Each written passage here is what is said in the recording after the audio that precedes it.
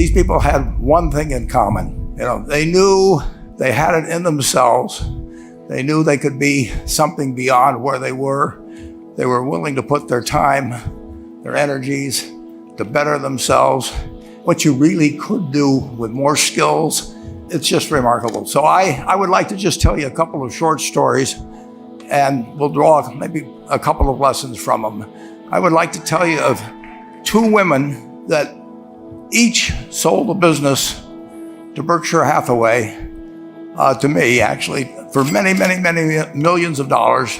Both of them started with $2,500. By a coincidence, it was the exact same amount. It was everything they had in the world. And one of them was a woman who landed in Seattle in 1917, couldn't speak a word of English, had a tag around her neck. The tag said Fort Dodge, Iowa. The Red Cross got her to Fort Dodge, where she was reunited with her husband who had come to the country a couple of years earlier. And she lived in Fort Dodge for 2 years. And as she put it, she felt like a dummy. She couldn't pick up the language. She couldn't learn a word. And so she and her husband decided to move to Omaha. So they came to Omaha in 1919, and there she found a small colony of Russian Jews, so she started feeling more at home. And then as her oldest daughter went to school, she would come home, this daughter, Frances, and she would teach her mother the words she'd learned in school that day. And this woman, Rose Blumpkin, spent 20 years saving money, bringing first her siblings over, her mother and father, $50 at a time. She sold used clothing to do it. She had 4 children during this period. And by 1937, after 20 years, she'd saved $2,500. She went to Chicago and she bought what she could of furniture. Her dream had always been to open a furniture store. And this woman who had never gone to school one day in her life, with $2,500, but with the same spirit that the people in this room had about having a dream and working to accomplish that dream, she built a business which she sold to me in 1983 for $60 million approximately, and which did $1.5 billion worth of business last year. The 4th generation is working in that business. This woman, Rose Blumpkin, she worked for me until she was 103. And then she retired and she died the next year, which is a lesson to all of Berkshire's managers that premature retirement, you can't tell what's going to happen. But Mrs. B, with her $2,500, one further fact about her, she could not read or write. And she went into a furniture business, and she didn't bring anything unique in furniture, but she brought a determination to succeed. She knew she could outwork anyone else. She knew she cared about her customers. She worked at very low gross margins, but she built this incredible business. And I saw one other woman who did a similar thing with $2,500. I paid her hundreds of millions of dollars for her business. So I decided to go to the source and get these people before, I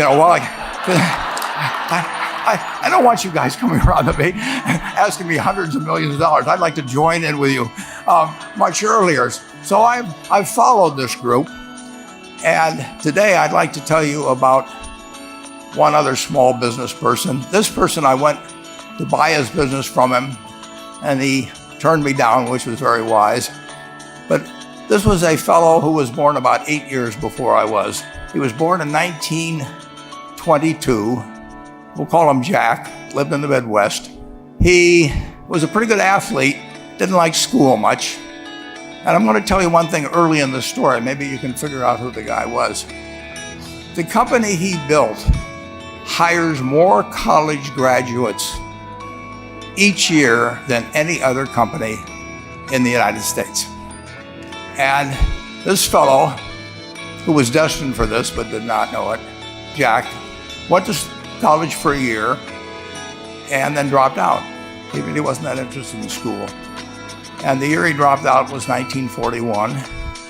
And when the the United States became under attack. He went down to the Army Air Force recruiting station, volunteered, and they turned him down because he had hay fever. So he went over to the Navy and again volunteered, and they took him. They put him on an aircraft carrier. He flew small flight airplanes during World War II, got 2 distinguished flying crosses from the Navy, and then he came back to the Midwest. So now we've got a young guy. Probably by this time he would be 23 or 24 years old.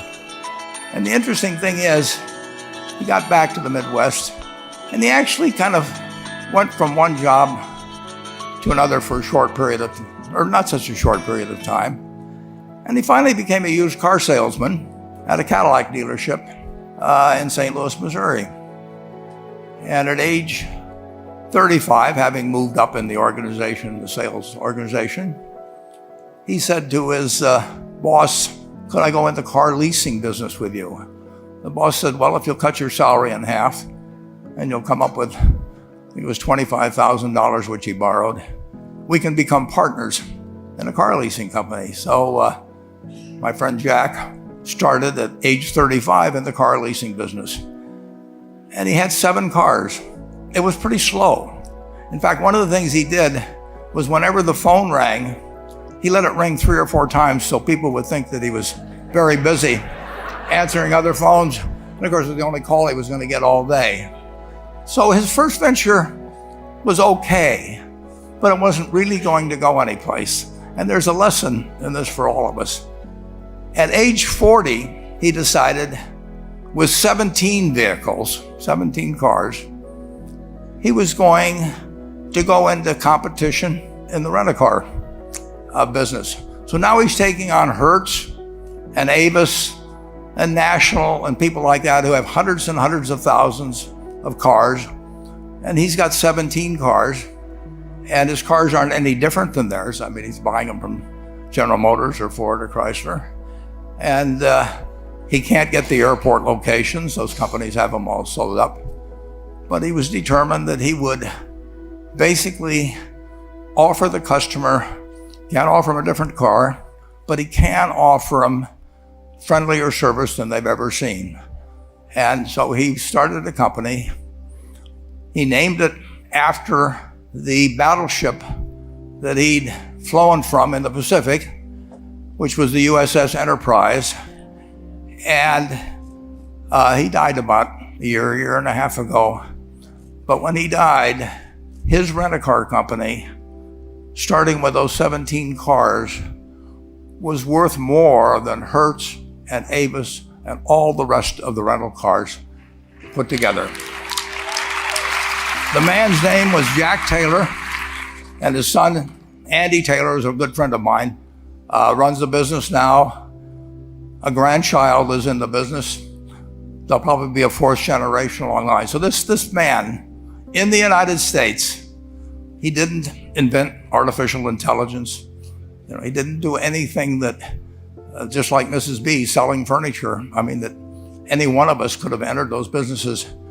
But he lived by the creed, basically, of delighting his customers and working with people and establishing the relationship with them so that they in turn would want to delight the customers. He couldn't go out there and take care of every rental car possibility, but he learned how to project himself and his attitude toward his fellow man and his desire, to make a friend out of every customer. He managed to take very ordinary cars and turn them into this extraordinary business from virtually nothing. And it illustrates several points. One is, you don't necessarily get it right exactly right the first time. I mean, the car leasing business, basically you were competing on the cost of money to finance cars. And it's very hard to delight a customer when you just give them the car and tell them to send you a monthly check for 5 years and you'll be back at that time. So his talents were being wasted basically in that business. But at the age of 40, with all of that experience behind him, he found the golden key. He took a very ordinary business and turned it into an absolutely extraordinary operation, just like Mrs. B or Rose Blumpkin did with furniture. And he didn't worry about whether the Federal Reserve was going to tighten or ease. He didn't worry about whether the stock market was up or down yesterday. He didn't worry about the things he couldn't change, but he did focus on the one thing he could change, and that was the customer's experience. And I have seen to the one that got away, Enterprise. I went down to Florida and tried to talk him into selling to Berkshire, and he was smart enough not to do it. Probably the value of the company has quadrupled since I made that visit. But he was smart enough to see that he would find that business. Henry Ford, as you may know, failed twice before he started the Ford Motor Company in 1903. I mean, the test isn't whether you get the greatest business idea in the world the first time out. The test is whether you keep learning as you go along what your strengths are and what you can do for your customers, what you can bring especially to the party. And to do that, you need the education that I know you've received through 10,000 small businesses, but you need a genuine desire day in, day out to delight the customer. I've never seen a business, and I've seen a lot of businesses, but I've never seen one that delights the customer that doesn't succeed. I mean, what you want is that customer the next day when they think, do I want to rent a car or do I want to buy some furniture? What goes through their mind? It's the place where they've had a great experience. I don't know what I paid for this tie. Actually, probably if somebody gave it to me, but for the purposes of this speech, I will say I have no idea. But or the shirt I'm wearing, or this. But I do know, I will remember how I was treated when I bought it. I mean, you long forget about the price, but you never forget whether you had a good experience or a poor experience with the purchase experience. And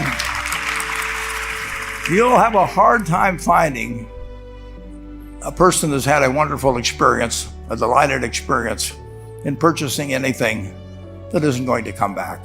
And similarly, if the memory is of rudeness, indifference, whatever it may be, they're never going to come back. And as a small business owner, and as you grow, you have to not only be able to project that interest in people's well-being, in delighting them yourself, but you have to do it through other people. And you won't be able to do it through people who themselves do not feel they're being fairly treated, that their views aren't appropriately considered. So you really do have to learn to multiply yourself through other people. And I advise the young people to come to Omaha. We have a number of classes. The key is to, certainly in terms of your personal life, the most important decision you'll make is the spouse that most of you will likely have. And it's very important to surround yourself with people that are better than you are. You are going to move in the direction of the people you associate with. So you constantly, I've been enormously lucky in that respect. I mean, I've just had teachers and friends and a spouse that really was a better person than I was. And I had enough sense to learn from these people that life went better if you behaved better yourself. It took a while. So I advise you to seek out, as your partner in business, your partner in life, whatever it may be, look for the people that actually are examples to you rather than somebody that you think you need to straighten out yourself. And simple rules like that, delighting customers, working through other people, associating with people that will cause you to move in a better path than you might otherwise have, they will take you so far in life that it's hard to believe. I mean, they took Rose Blumpkin without being able to speak a word of English, couldn't read or write. And they took her to what is now a $1.5 billion business. And incidentally, there's been no money put in it since the $2,500. That's been the total capital paid into the Nebraska Furniture Mart. And I think if you looked at Enterprise, I don't know their books the same way, but my guess is that very little equity capital has been added to Enterprise over the years. The business built on itself. So I want to tell you, I admire this group enormously. When I met Dr. Mello's class on September 22nd, 8 years ago, I was thrilled. And I admire people that are doing what you have done. Working hard at your job at the same time, you took on an added, really, lot of hard work to further your skills. 99% graduate. I mean, that's a mind-blowing statistic. And I'm looking at 2,200 people here who I admire. I'm cheering for you, and I can tell you the best is yet to come. Thank you.